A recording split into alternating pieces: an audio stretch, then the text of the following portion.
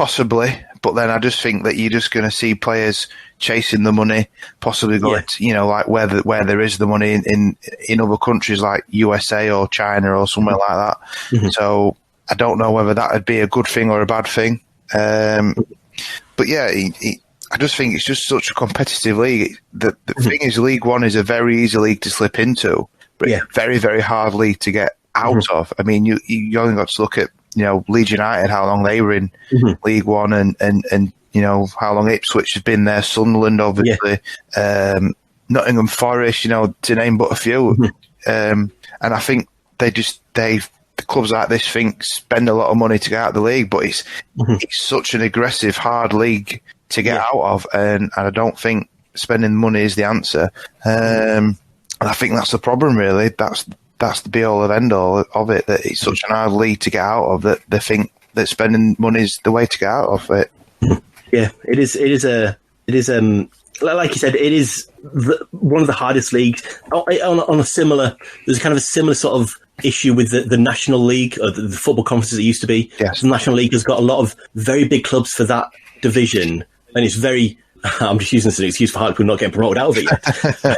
It is. There are very big clubs that have sort of come. You've got clubs that are kind of building and are going to sort of go into the football league, in the football league pyramid quite high up, and you've got teams that are, very big teams that have kind of dropped out and have got slight issues that haven't quite been able to get things right. But you do think there are sleeping giants that could be like up a couple of divisions extra, couple of divisions higher. Mm-hmm.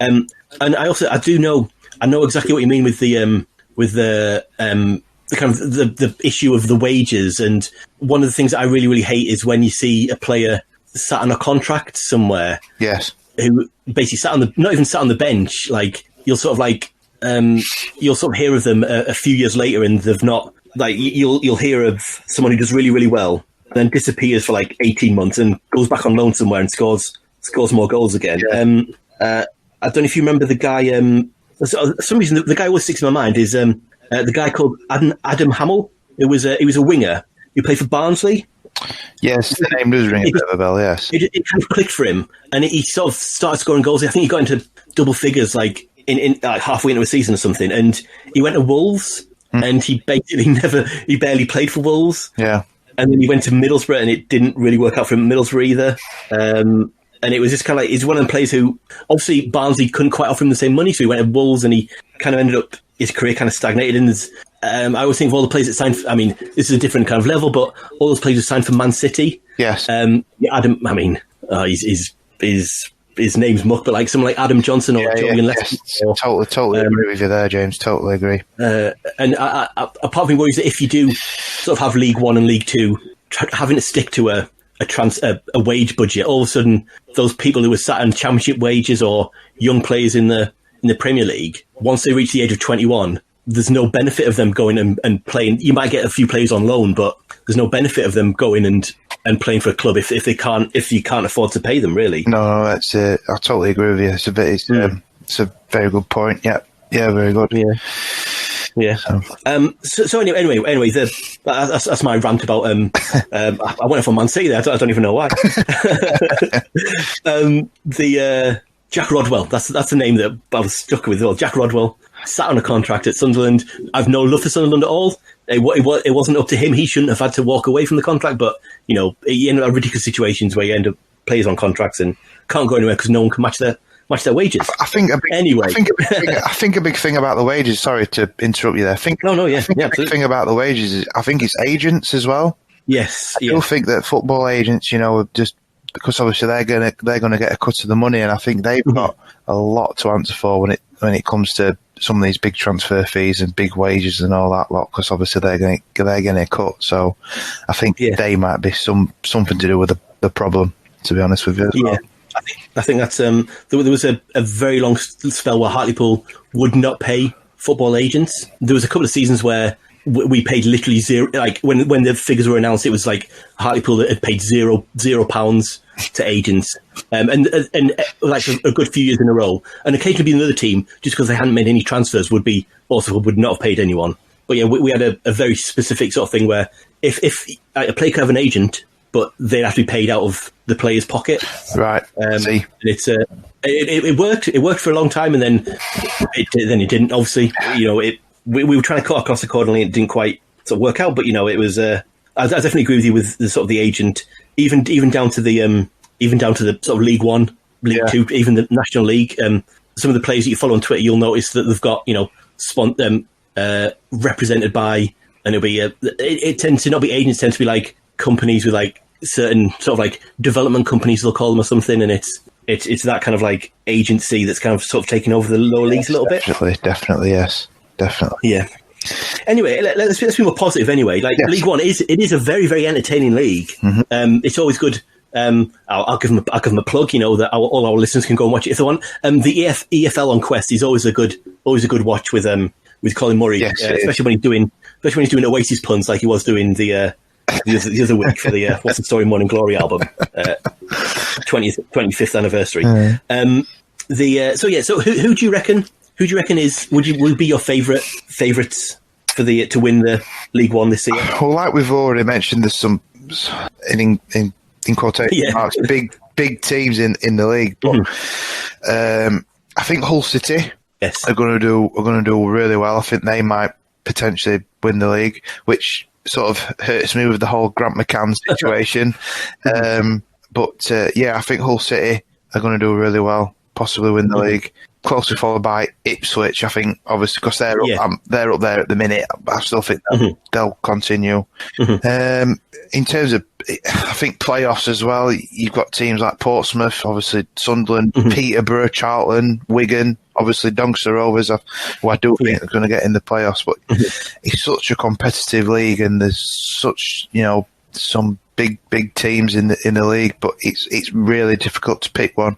But if I had to pick one team to win the league, I think it's going to be Hull. I think Hull City, they've got a good manager with Grant McCann, as much as that hurts me to say. And they've got some really good players. They kind of, I mean, it's not the only reason they got relegated, but in the January transfer window last year, and let's be honest, no one could have predicted what was going to happen at the end of the season. No, how it was going to happen, but they sold basically their two top scorers, didn't they? Yes, they did. Yeah, they sold the guy who went to West. Oh, I've forgotten his name. The guy who went to West Ham, plays on the wing. Yeah, Bowen. Yeah.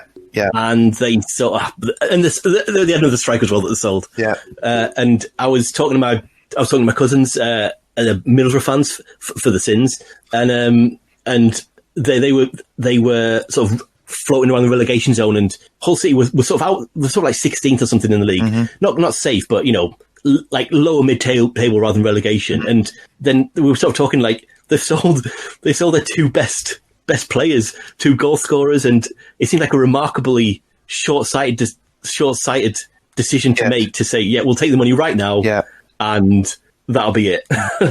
And they seem to have righted their ship a little bit with sort of there's an uneasy truce, it seems like, between the sort of players, the sort of fans and the ownership at the minute, isn't it? Yeah, definitely, very much so. At Hull City, it's a bit of a unsteady ship, like you say, and it's. But I do fancy them to do well this season. Yeah, they'll sort that out amongst themselves, and I think so, very much so. Yeah, and if there's if anyone saw the Sunderland Till I Die documentary. Yes, I've actually watched both seasons. Oh, yeah. With sort of George Honeyman is kind of a big part of the first series. Yes. I think he gets made captain, doesn't he? Yes. And then he disappears in the second series because he got sold to Hull. Yeah. So that was that's going to be interesting with them two play each other. Yeah, definitely. Yeah. So we've talked about the top of the league. Who do you reckon is going to struggle in League One this season? Well, there's so many competitive teams, so many things. I think some of the smaller clubs really are going to struggle. Like your Oxfords, Rochdale, Northampton, and your Fleetwood Towns. I think they're going to be sort of. There's that many other teams you could sort of mention in that league, but they're just a few. But I think Oxford are going to struggle. And then, like I said, surprisingly, Fleet, because they've done reasonably well under Joey Barton. I think they're going to get sort of found out a little bit, and I think they might struggle. definitely. Yeah. Yeah, there is a. I've just kind of realised that it is such a competitive league, and it is about if you can get a few good signings in, and I meant to mention sort of Wickham last season, sort of overcoming absolutely insurmountable odds, and so getting promoted. It looks like they're going to have a hard time in the Championship this season, but it's one of the most competitive and one of the most. Almost like on their day, genuinely anyone can beat anyone. Anyone can absolutely hammer anyone in the league. Definitely. It's a fantastic League One. It's always kind of good to see. And like you said, whenever teams come down, there's usually a bit of a hangover. And when teams go up, sometimes they don't have time to prepare. I think this season is. Who knows what's going to happen this season, because it's pre-season's been so strange for so many teams. It's been such a short pre-season. It's almost like just continued and gone again. So teams haven't really had time to prepare, if you like. So it's going to be very interesting. But I think there'll be a few upsets in that respect. Well, definitely, it's going to be it's going to be a very, very interesting league. I think to be honest, it'd be disingenuous to say that any of the leagues are going to be boring this season. Yeah. Apart from the National League, where Hartlepool are going to lead the table and then blow it late in the season. I am absolutely sure that's what's going to happen. I do hope not. I do hope that they don't do that. Oh, I suppose we should mention as well. The last time that Hartlepool and Doncaster played was actually Hartlepool's last game in the Football League. Yes, it was. When a 2-1 victory wasn't quite enough to either keep us up, or it didn't affect you either, did it? At the end of the season, we'd already gained promotion, and you have an outside chance of the championship, of winning the league, and we ended up finishing third. But we got promoted, which was the aim that season. Oh yes, and I thought you'd done enough to stay up yourselves, and it was disappointing that you didn't, to be honest with you. There was about a 5-minute spell, I think, when we were 2-1 up, and it's the hope that kills you. Yeah, it is. It was just that 5-minute spell where we kind of came from 1-0 down. There's 2 goals. I don't think he scored any more goals for us. He scored a few more goals for us the next season. He didn't quite break through like we wanted him to, Devontae Rodney. But yeah, it was hopefully the next time we play, it'll be on better circumstances, and it'll be a better outcome. Yeah, so here's all round. I mean, almost a definition of winning the battle but losing the war. Yeah, kind of no joy to be taken from that victory that day. No, unfortunately not. No. Which is I'll use this opportunity to tell another Hartlepool story of the day that we got promoted. I was there in Scunthorpe, and we got beat 4-0. So can you imagine getting beat 4-0 and then having, the players come out to do a lap of honour? Oh, come to the away end, and we're all absolutely gutted. Yes, I can imagine. Yeah. Oh, yes, I can imagine. That's very deflating. Very deflating.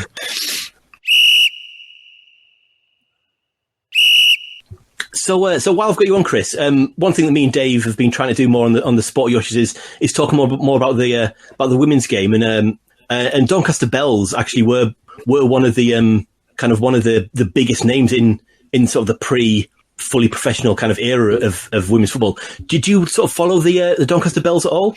I do a little bit, because obviously, like I mentioned before, Andy Butler is their manager, and I follow him on Twitter and stuff, so I can see they're doing reasonably well and they've had quite a good start. I do know they should have got promoted to the top flight a couple of seasons ago, but were denied access because it's the whole political side of it, which I think's wrong. But yeah, like you said, they were one of the biggest ladies football teams in the country at one point. So hopefully they can get it all sorted, get what they need together, and get back into the top flight. I believe the reason why they didn't get back in was something to do with because they were actually playing at the Keep Moat. And I think it was to do with the amount of fans they actually got in for the size of the ground. They said it wasn't financially viable for them to get into the Premier League, so they were denied access. And I believe it might have even been somebody like Bristol City or somebody like that, a bigger name and a bigger club, they actually gave promotion to, which I think is totally wrong. Because I think if you've earned that place, you should be there. But yeah, like I say, I think they've had a reasonable start, and hopefully they can progress, and Andy Butler can get them